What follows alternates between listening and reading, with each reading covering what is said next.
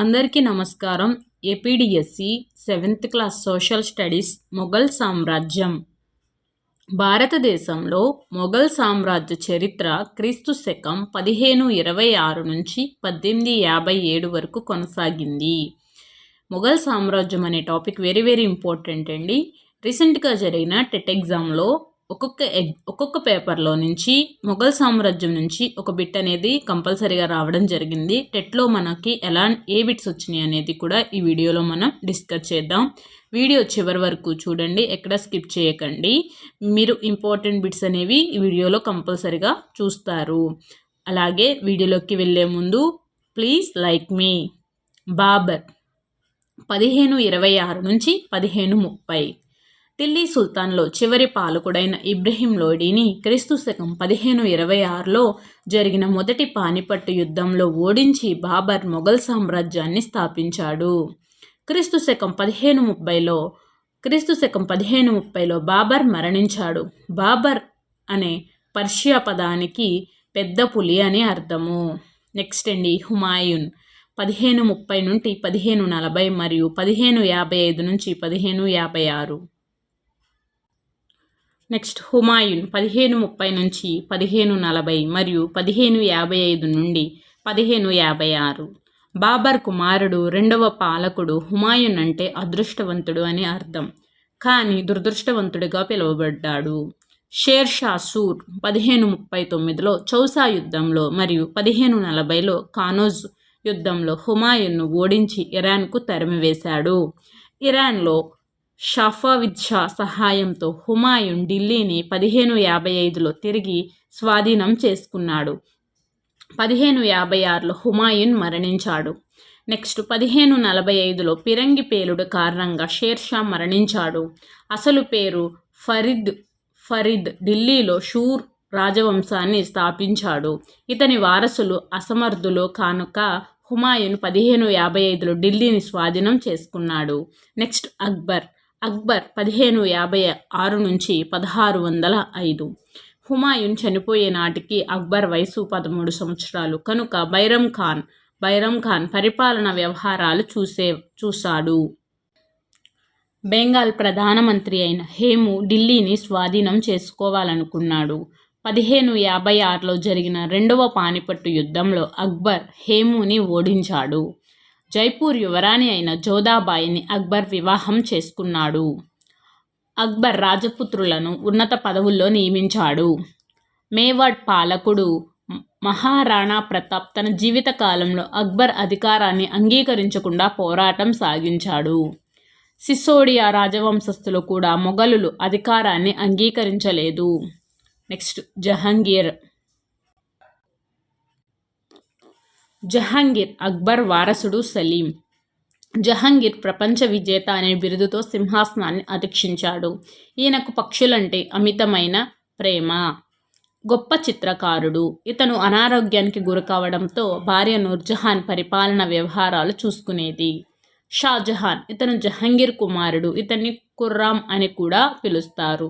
షాజహాన్ పాలనలో మొఘల్ సామ్రాజ్యం సాంస్కృతిక వైభవంతో ఉన్నత స్థాయికి చేరింది. ఆగ్రాలో తాజ్మహల్, ఢిల్లీలో జామీ మసీద్, ఎర్రకోటను కట్టించారు. నెక్స్ట్ ఔరంగజేబ్ షాజహాన్ చిన్న కుమారుడు. టోపీ కుట్టడం ద్వారా వచ్చిన డబ్బుతో తన అవసరాలను తీర్చుకునేవాడు. మత సహనం పాటించకపోవడం వలన పెద్ద సంఖ్యలో తిరుగుబాట్లను ఎదుర్కొన్నాడు. ఇతని సమయంలోనే శివాజీ స్వతంత్ర మరాఠా రాజ్యాన్ని స్థాపించాడు. పరిపాలన. అక్బర్ తన రాజ్యాన్ని 15 సుబాలుగా విభజించి ఎన్ని సుబాలుగా విభజించారు? 15 సుబాలుగా విభజించి ప్రతి సుబకు పరిపాలనాధికారి సుబేదార్ను నియమించాడు.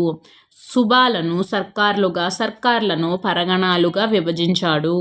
అక్బర్ భూమిని సర్వే చేయించి పండిన పంట ప్రకారం పన్ను చెల్లించాడు. భూమిని 4 రకాలుగా విభజించాడు. 1/3 వంతు పంటను పన్నుగా నిర్ణయించాడు. మన్సబ్దారీ వ్యవస్థ. సైనిక విధానంలో అక్బర్ మన్సబ్దారీ వ్యవస్థను ప్రవేశపెట్టాడు. మన్సబ్ అంటే సైనిక వ్యవస్థలో హోదా లేదా ర్యాంకు అని అర్థం. మన్సబ్ ప్రతి మన్సబ్ 10 నుంచి 10,000 మంది సైనికులను కలిగి ఉంటారు. మతం మొఘలులు సున్నీ మతస్థులు. అక్బర్ మత సహనాన్ని పాటించాడు. ఔరంగజేబు మాత్రం మత సహనం పాటించలేదు. అది సామ్రాజ్య పతనానికి కారణమైంది. అక్బర్ హిందువులపై విధించే జిజియా పన్ను, యాత్రికుల పన్నులను రద్దు చేశాడు. ఔరంగజేబు షరియల్ లేదా ఇస్లాం సిద్ధాంతాలను అనుసరించి ప్రజల నైతిక జీవనాన్ని పరిశీలించడానికి ముతవాసిబ్ అనే మతాధికారులను నియమించాడు. అక్బర్ 1575లో ఫతేపూర్ సిక్రీ వద్ద ఇబాదత్ ఖానా అనే ప్రార్థనా మందిరాన్ని నిర్మించాడు. ఇంపార్టెంట్ ఎట్లా అడగడం జరిగింది. అలాగే 1582లో దీన్-ఇ-ఇలాహీ అనే నూతన మతాన్ని కూడా స్థాపించాడు. దీన్-ఇ-ఇలాహీ అంటే అందరితో శాంతి లేదా విశ్వజనీన శాంతి అనే అర్థము. ఈ మతంలో 18 మంది మాత్రమే చేరి ఆస్థాన మతంగానే మిగిలిపోయింది. తరువాత ఆర్థిక విధానం. షేర్ షా ప్రవేశపెట్టిన రూపాయి, వెండి నాణం, దామ్, రాగి నాణంలను ముఘల్లు కొనసాగించారు. వ్యవసాయ పన్ను ద్వారా వచ్చే ఆదాయమే ముఖ్య ఆదాయ వనరు. అక్బర్ రెవెన్యూ మంత్రి అయిన రాజా తోడర్మల్ రెవెన్యూ పద్ధతిని అభివృద్ధి చేశాడు. భూమి శిస్తు 1/3 వంతుగా నిర్ణయించి దాన్ని దామ్ నాణేల రూపంలో చెల్లించాలి. ఈ విధానాన్ని జబ్ద్ పద్ధతి అంటారు. చిత్తోర్ మరియు రణతంబోర్ మీద సైనిక విజయాల అనంతరం గుర్తుగా ఫతేపూర్ సిక్రీ కట్టడాన్ని నిర్మించాడు. ఫతే అంటే విజయం అని అర్థము. నెక్స్ట్, అక్బర్ తన మత గురువు షేక్ సలీం చిస్తీ గౌరవార్థం రాజధాని ఆగ్రా నుంచి సిక్రీకి మార్చాలనుకున్నాడు. అందుకోసం ఫతేబాద్ అనే నగరాన్ని నిర్మించాడు. తరువాత కాలంలో అది ఫతేపూర్ సిక్రీగా మారింది. నెక్స్ట్, అక్బర్ గుజరాత్పై విజయాలకు జ్ఞాపకార్థం బులంద్ దర్వాజాను నిర్మించాడు. ఇదే ఫతేపూర్ సిక్రీలోనే ఉంది. బులంద్ దర్వాజా ఫతేపూర్ సిక్రీలోనే ఉంది. ఫతేపూర్ సిక్రీలోనే పంచమహల్ కూడా కలదు. షాజహాన్ తన రాజధాని అయిన షాజహానాబాద్లో అంతఃపుర భవనంగా ఎర్రకోటను నిర్మించాడు. షాజహాన్ తన భార్య ముంతాజ్ ప్రేమకు గుర్తుగా ఆగ్రాలో తాజ్మహల్ను నిర్మించాడు. సాహిత్యం. పర్షియన్ భాష అధికార భాషగా చలామణి అయ్యింది. బాబర్నామాను, జహంగీర్నామాను, తుజుక్-ఇ-జహంగీర్, అబ్దుల్ ఫజల్ అక్బర్నామాను, ఐన్-ఇ-అక్బరీ రచించారు.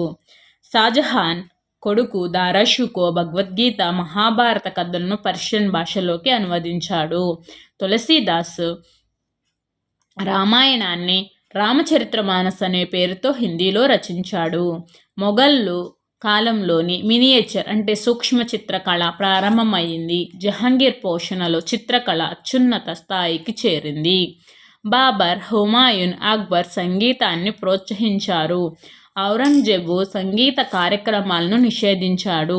అక్బర్ ఆస్థానంలో 36 మంది సంగీతకారులు ఉన్నట్లు అబుల్ ఫజల్ పేర్కొన్నాడు. అక్బర్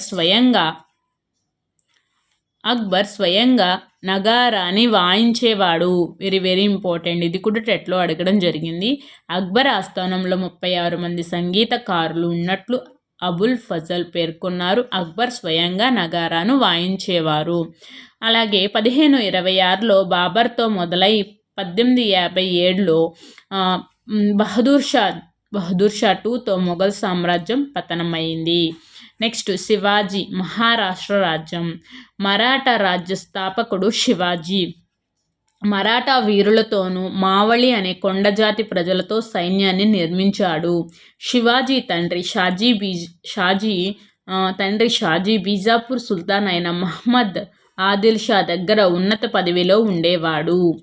నెక్స్ట్, ఆదిల్ షా శివాజీని అణిచివేయడానికి తన సేనాన్ని అఫ్జల్ ఖాన్ను పంపగా శివాజీ అఫ్జల్ ఖాన్ని సంహరించాడు.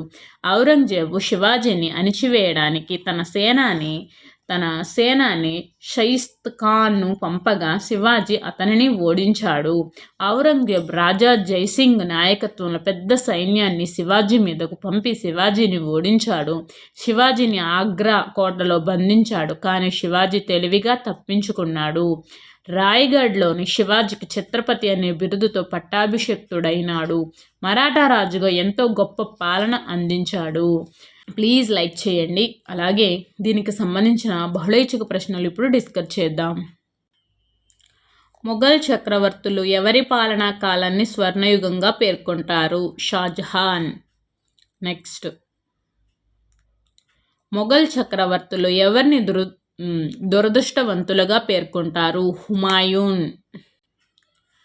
ఏ జంతువులతో పోరాడటం వలన ఫరీద్కు షేర్ ఖాన్ అనే పేరు వచ్చింది? పులి. బాబర్ అనే పర్షియా పదానికి అర్థం పెద్ద పులి. మొఘలుల సామ్రాజ్య స్థాపకుడు బాబర్. భిన్నమైన దాన్ని గుర్తించండి. హేము అనే అయిన భిన్నము. ఇక్కడ బాబరు, ఔరంగజేబు, అక్బర్ మొఘల్కి సంబంధించిన వాళ్ళు వీళ్ళు. నెక్స్ట్, శివాజీకి సమకాలీన సుల్తాన్ ఎవరు? ఔరంగజేబ్. ఇబాద్ ఖానా ఎక్కడ ఉంది? ఫాతేపూర్ సిక్రీ. షేర్షా ప్రవేశపెట్టిన సంస్కరణలు: భూమి శిస్తు పద్ధతి, నూతన ద్రవ్య విధానం, తపాలా సేవలు. చౌసా యుద్ధం మరియు కానోజ్ యుద్ధం ఎవరికి మధ్యన జరిగింది? హుమాయూన్, షేర్షా. పిరంగి పేలుడు కారణంగా మరణించినది షేర్షా. మేవాడ్ పాలకుడు అయిన మహారాణా ప్రతాప్ తన జీవితకాలం ఏ మొఘల్ చక్రవర్తి అధికారాన్ని అంగీకరించకుండా పోరాటం సాగించాడు? అక్బర్. ప్రపంచ విజేత అనే బిరుదుతో సింహాసనాన్ని అధిష్ఠించింది ఎవరు? జహంగీర్. జహంగీర్కు సరిపోలని అంశాన్ని గుర్తించండి. జహంగీర్ ఆస్థానంలో బీర్బల్ అనే గొప్ప గాయకుడు ఉండేవాడు అనేది ఇది మనకి తప్పు సమాధానం అండి. జహంగీర్కి సంబంధించి ఈయన పక్షులంటే అమితమైన ప్రేమ. ఇతను గొప్ప చిత్రకారుడు. తన పరిపాలన చివరి కాలంలో అనారోగ్యానికి గురైనాడు. నెక్స్ట్, అక్బర్ అధికారానికి వ్యతిరేకించిన మహిళ అయిన చాంద్ బీబీ ఏ ప్రాంతానికి రాణి? అహ్మద్ నగర్. ఏ మొఘల్ చక్రవర్తి కాలంలో సంస్కృతి వైభవం ఉన్నత స్థాయికి చేరింది? ఖుర్రం. ఖుర్రం అంటే ఎవరండి? షాజహాన్. నెక్స్ట్, ముత్యాల మసీదు అని దేనికి పేరు? జామీ మసీదు. నెక్స్ట్, తన సొంత ఖర్చులకు అవసరమైన డబ్బులను టోపీలు కుట్టడం ద్వారా సంపాదించిన మొఘల్ చక్రవర్తి ఎవరు? ఔరంగజేబ్. మొఘల్ పరిపాలనా విభజనను వరుస క్రమంలో గుర్తించండి. ఇంపార్టెంట్. ఫస్ట్ది మనకి సామ్రాజ్యాలు, సుబాలు, సర్కార్లు, పరగణాలు. నెక్స్ట్, అక్బర్ తన సామ్రాజ్యాన్ని ఎన్ని సుబాలుగా విభజించాడు? 15. అక్బర్ పంట పన్నును ఎంత వసూలు చేశాడు? 1/3 వంతు. ఎవరి పరిపాలనలో షేర్షా పరిపాలన ముద్ర కొంతవరకు ఉండింది? అక్బర్. అక్బర్ ప్రవేశపెట్టిన మన్సబ్దారీ వ్యవస్థలో మన్సబ్ అంటే హోదా, ర్యాంకు. నెక్స్ట్, ఏ రాజపుత్ర వంశీయులు మొఘల్ అధికారాన్ని అంగీకరించలేదు? సిసోడియా రాజవంశస్థులు. ముస్లిమేతరులపై విధించే జిజియా పన్నును మొదటగా ప్రవేశపెట్టింది ఎవరు? కుతుబుద్దీన్ ఐబాక్. Very important. యాత్రికుల పన్ను ఏ మతస్థులపై విధించే పన్ను? హిందువులపై.